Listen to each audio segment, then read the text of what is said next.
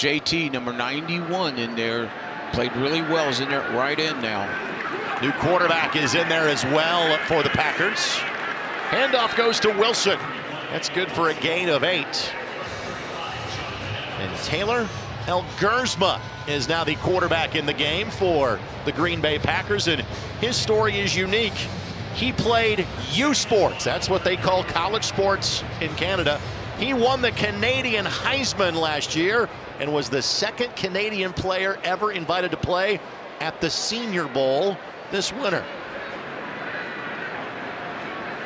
He and Sean Clifford could be in a battle for the third quarterback position.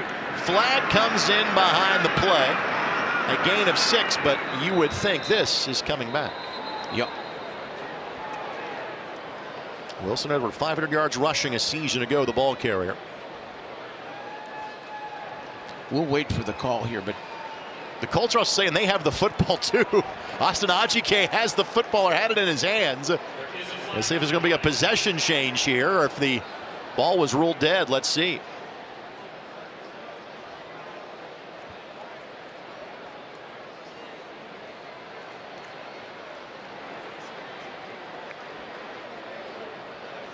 Well, the good news is, while the mic wasn't working, my lip reading skills are tremendous. Face mask against the offense, 15-yard penalty. Colts have the football.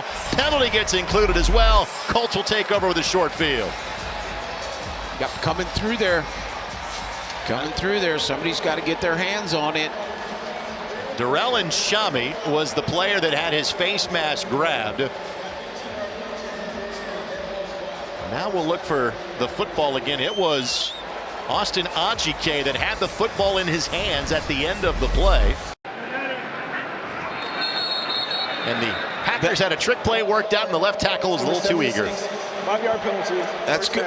That's good to note that JT has moved inside, because I think what is going to happen if Latu comes on and Ebukam comes back and stays healthy, then you're going to be looking for a top flight guy that go next to Buckner on their NASCAR package on third down. And, you know, it's going to be it's going to be Lewis, or, you know, it could be Quiddy, or it could be JT. Elgersma. Here comes pressure and won't get away. Wrangled down. Lemons. Lamont. And Lamont makes the play again, and that will lead us to the 2-minute warning. The veteran making the best of a second opportunity with the Indianapolis Colts.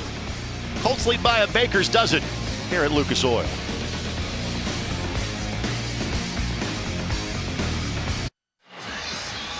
Colts fans, you can be here for live NFL action all season long as the official ticket marketplace of the NFL.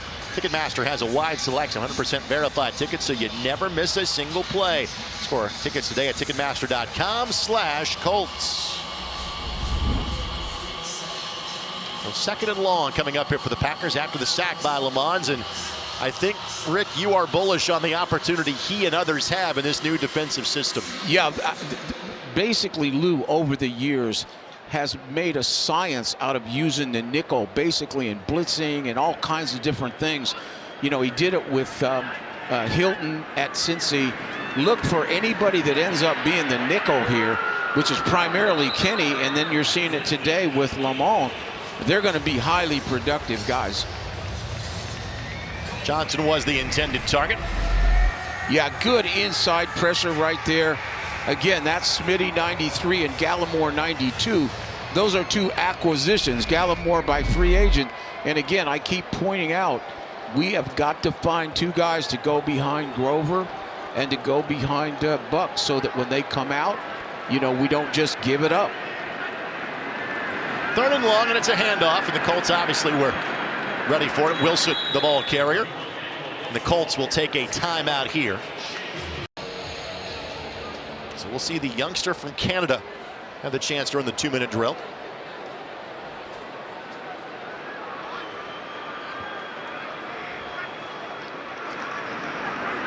Elgersma throwing and almost intercepted. Lamont has been everywhere in half number 1. I'll tell you what, he has been. Again, he is man-to-man coverage with a safety in the hole. He's got outside leverage. He does a terrific job. and actually gets enough of that at the very end. I kind of like this back, Judge. I'm an old defensive coach. I like when they let them play like that in the back end. 4 games played in 23 for Chris. Minutes with the air on the practice squad. Last year got 14 games in. Had 12 tackles and a forced fumble. Yeah, we got to have that backup nickel now to Kenny. And he's going to be that guy. Flag thrown. Elgersma. Catch made. Hicks on the grab, but flag back to the line of scrimmage. Illegal formation. Offense number 76 was not on the line of scrimmage. 5-yard penalty. Second down. Got to get that call in every day. And again, you're trying to set habits for the remainder of the season. So you see a few more penalties in preseason football exactly for that reason. Yeah, and the last year and a half, basically, that's been a big emphasis point, that line of scrimmage for that offensive tackle. So second down and 15, 11 seconds have come off the clock in this drive. And when you're Kadeem Telford and you're 6'7" and 322, hard to hide out there. Out of the backfield, Wilson gets past the linebacker. First down and more. Lowers the shoulder at the 20-yard line. Bit of a coverage breakdown by the Colts. Yeah, that's a really bad snap by Alube. Basically, you got to use that sidelines and pin him here. He's out in his zone. He's back in his zone. Now here he comes. He's got the angle. He's got to use that sidelines, and he undercuts it and gives up a big play here in 2 minutes. Womack ends up making the tackle before Wilson picks up 32 yards and has the ball now at the 20-yard line. Yeah, you don't help yourself making the team doing that. And a missed field goal on the opening drive of the game. Elgersma hit. That's a live football. It's an incomplete pass. Was a forward pass. And Chami with the pressure, the former Maryland Terrapin. Yeah, and Chami really turned it loose there on the edge. Really, he just cut the edge perfectly and was all over that quarterback. And Chami had a chance to play closer to home, playing in Baltimore some 9 days ago.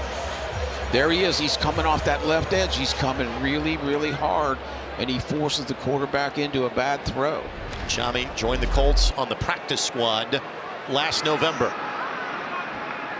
Second down. Flag. Throw. Catch is made, but flag on the play. It's going to be coming back, I think, for illegal formation. Illegal formation. Offense number 71 was not on the line of scrimmage. 5-yard penalty. Third down.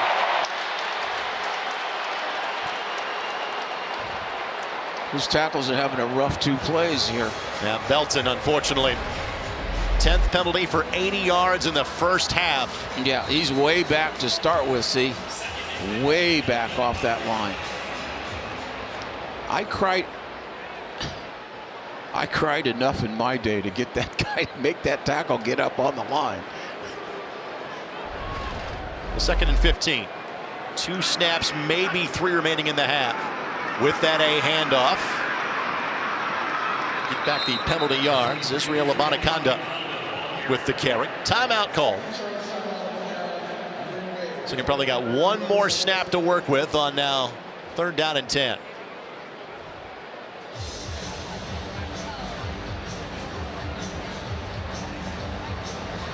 Again, Carly Ursay-Gordon, her usual spot down on the sidelines, but she'll be joining us up here in the broadcast booth during quarter number 3. She's chatting it up with Grover Stewart, Kenny Moore to her right. Carl will be chatting it up with us coming up during quarter number 3.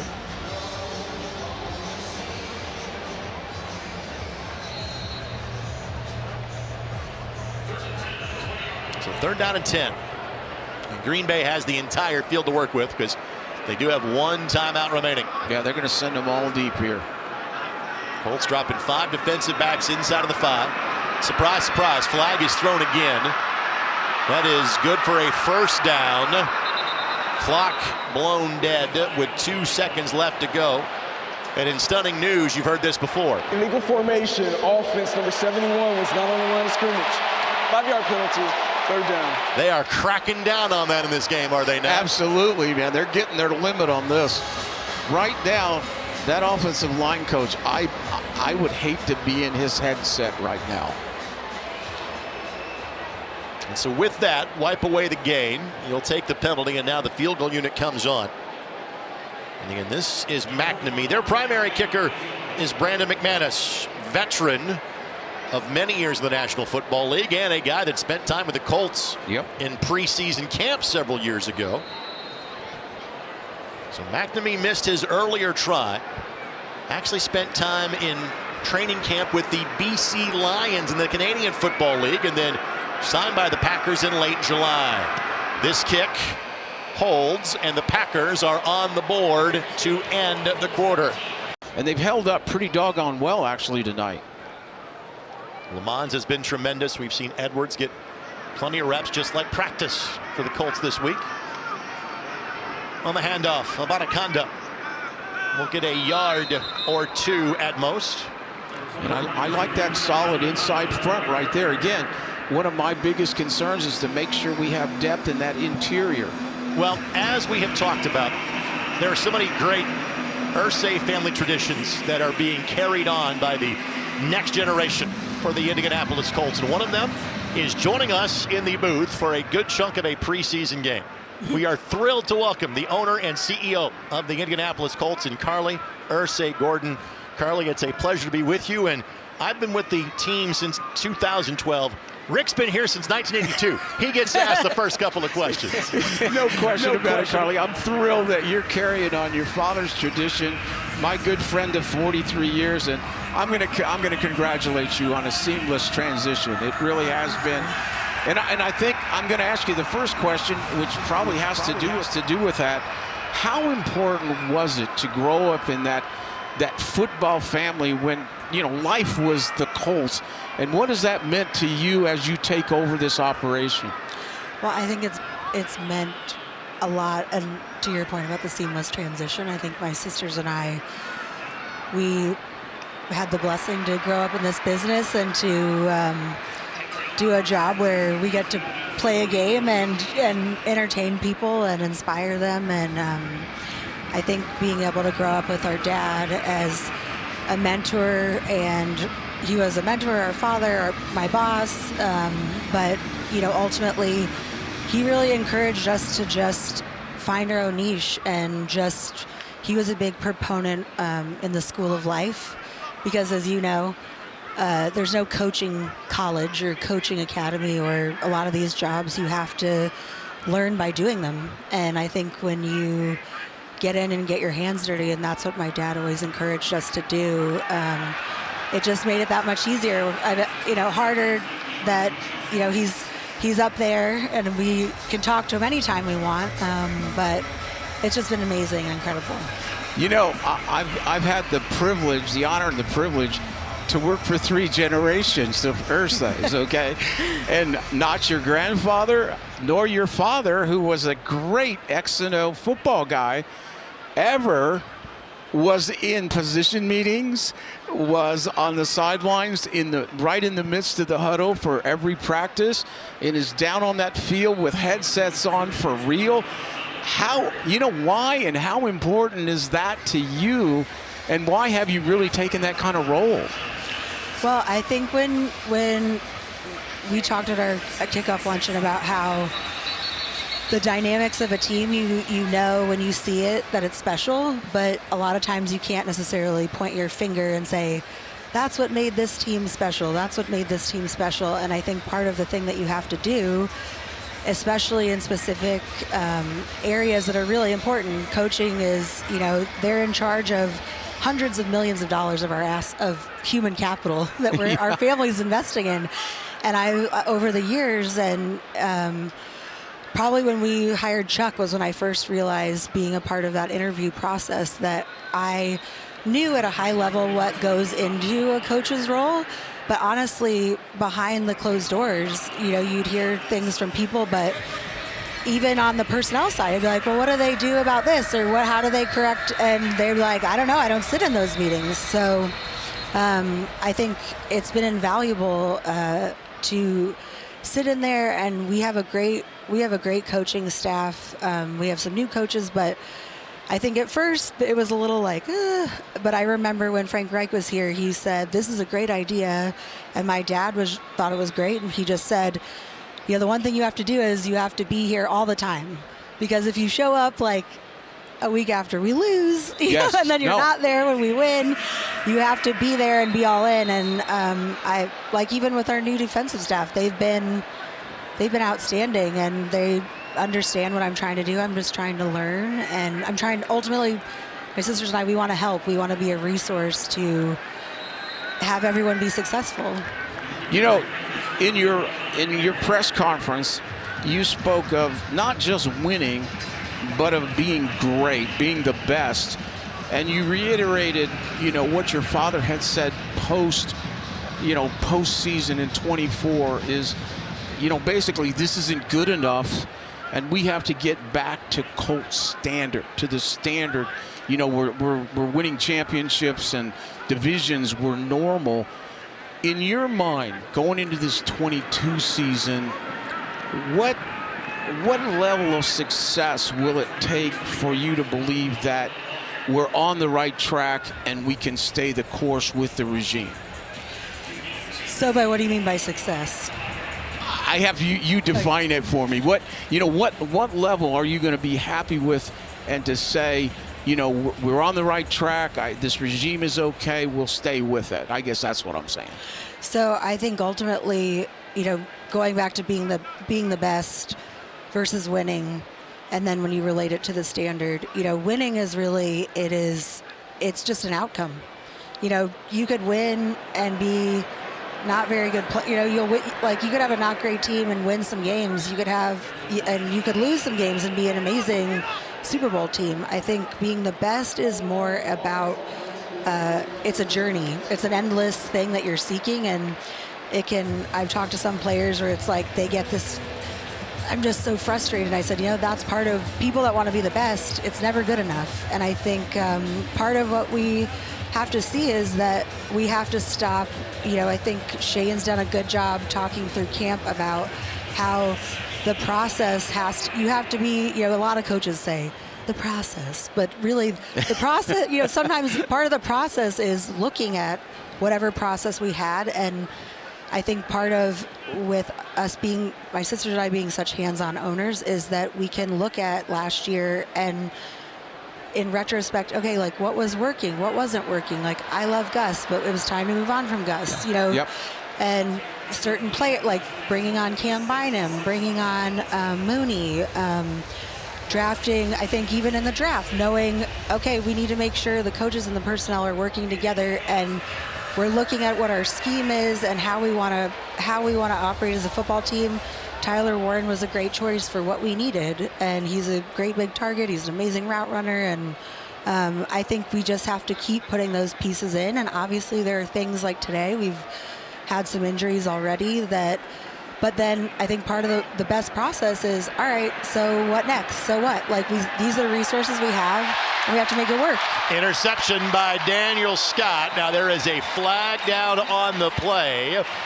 This was setting up to be a potential long field goal. Colts have a turnover, but again, this has been a game filled with penalties. Is this one going against the Colts? And unfortunately, I think it just might. Daniel, again, it's a great story. The fact that he's been injured the last 2 years, didn't make it to training camp the last couple of seasons, makes the great play, but by all accounts, this one's going to come back.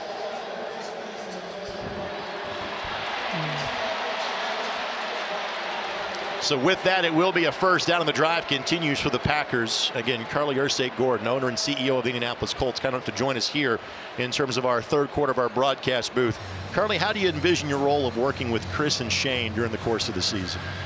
So I think we are so grateful to have Chris and Shane, because I think Rick can probably speak to this. If you're a head coach and you don't get along with your general manager and you don't trust them, it's a total nightmare. So I think the great thing about Chris and Shane is they don't always agree, but they discuss it, and I think they make better decisions because they each have a unique kind of approach that I think makes us better as a whole. You can break the ties if you have to.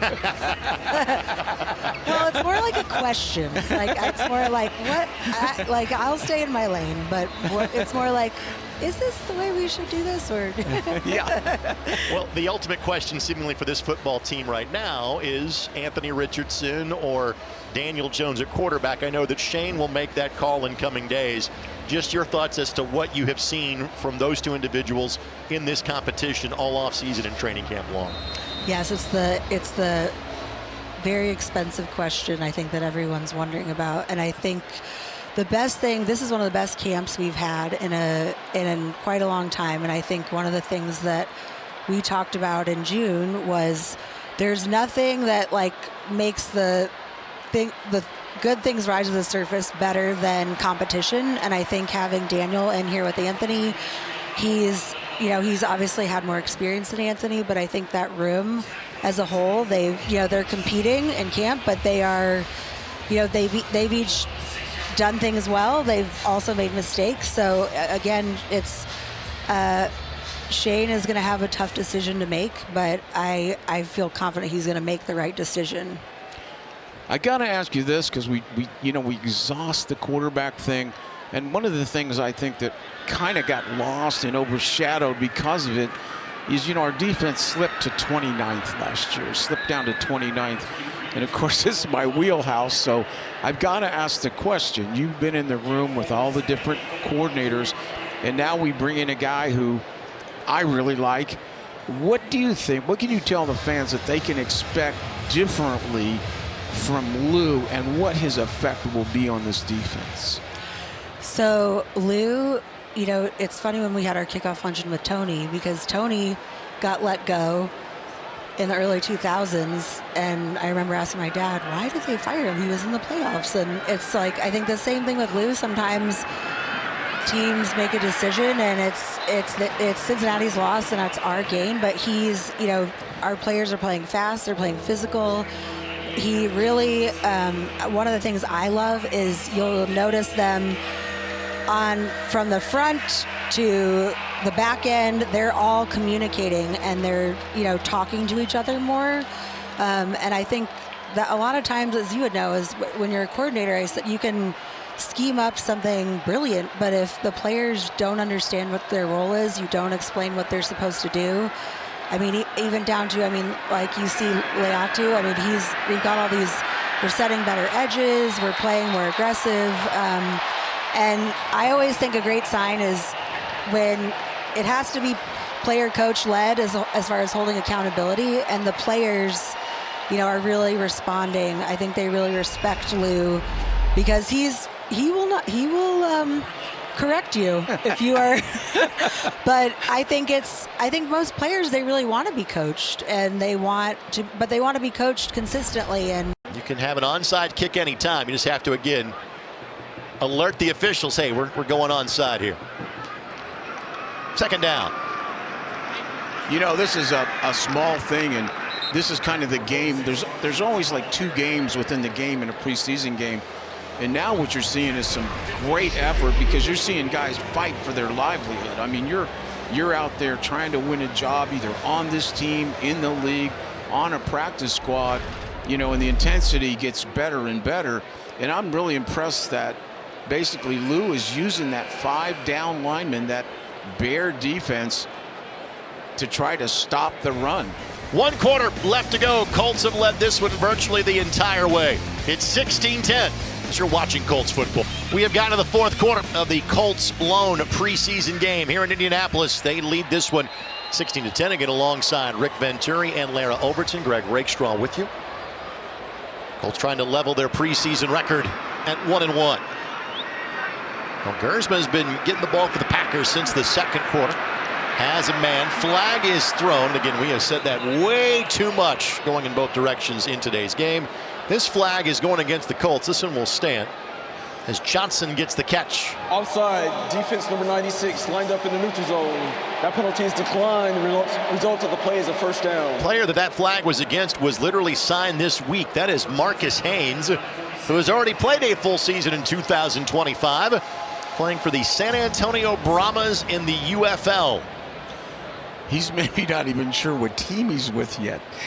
Colts did make 5 player moves this week, and obviously injuries play a factor in that.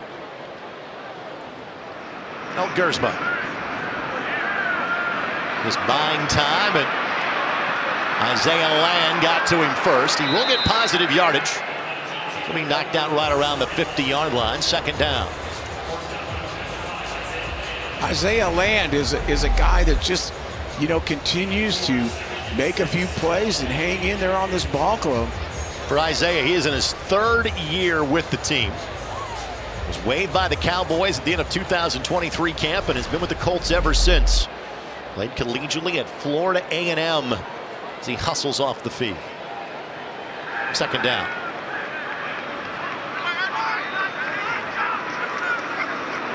On the handoff, it is Amar Johnson. Nothing doing. Real stout inside there. Much like our graphics guy, a proud jackrabbit from South Dakota State. That reference just for you, Jeff Nelson. Thanks for what you do in our broadcast each and every preseason. Of course, the FCS powerhouse out of Brookings, South Dakota, and alma mater of Colts great Adam Vinatieri. 3rd down and 3. Tupou on that tackle, number 69. And these are guys that are fighting to, if not make the active roster, make the practice squad or showcase their skills for somebody else. And this one just behind the intended target. Isaiah Nair was the potential target that time for the Pack. And Alex had a really good interception in that opener at Baltimore. And if the Packers went for it twice on 4th down in this part of the field in the opening quarter, they will do the same in quarter number 4. Johnson, the corner out of UCLA, who had 5 interceptions in his last year as a Bruin.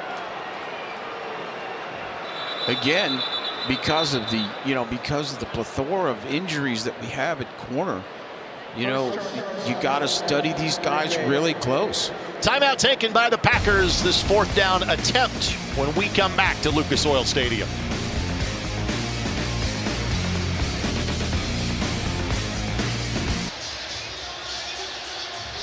Start your next winning streak at Horseshoe Indianapolis and Harrah's Hoosier Park, official casino partners of the Indianapolis Colts. So 4th down and somewhere between 3 and 4 coming up here for the Packers. Look for real tight man-to-man coverage here in this situation. Bring one of those safeties down to protect you inside. See if we can turn a little bit of a pass rush loose. Line to gain is the 44.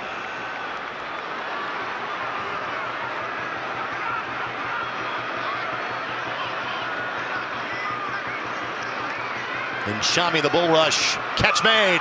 1st down and more. Taken down inside of the 30-yard line. Cornelius Johnson on the grab. Give him a gain of the play of 18. Yeah, this is a big throw and catch right here on a 4th down situation. Colts actually went to zone, which was, surprising. Gave him just a little bit of a crack right there. Nice throw. Cornelius in his 2nd year in the league, has 1 year of experience out of Michigan.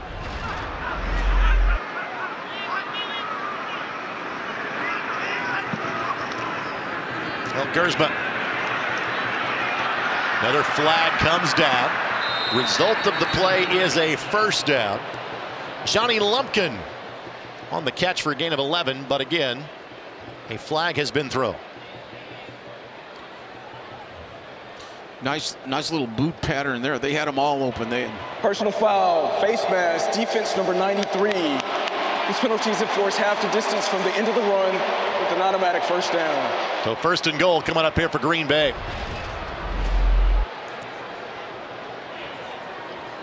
Yeah, he's got it. He's got that right hand on it. That is the 21st penalty assessed in today's game. He's not only on it, he's grabbing it. They're getting your quota today, Greg. Now they're getting your quota.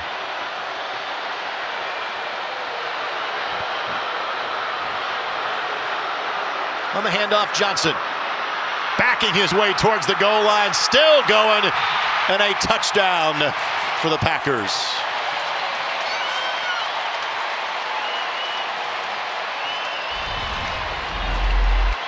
There's a lot of strong will. They drive us off the ball right at the point. And he just keeps driving. He gets some assistance from behind. Extra point away from Green Bay, taking their first lead of the game.